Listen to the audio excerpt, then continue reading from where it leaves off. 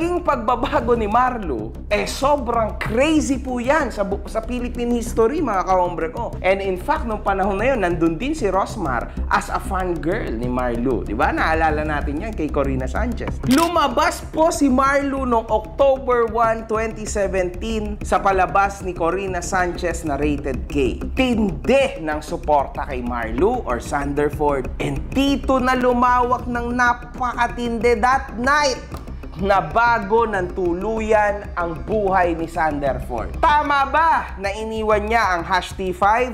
Tama!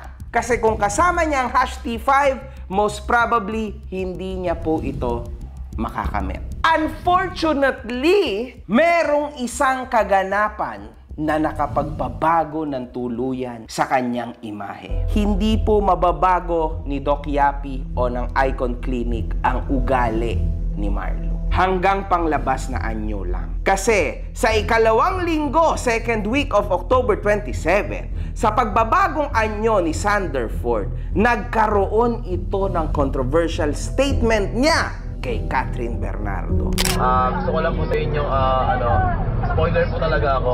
Gusto ko lang po sa inyong ibunyag na yung logo pong ginaganapan ni Catherine Bernardo po sa Kangkuyo.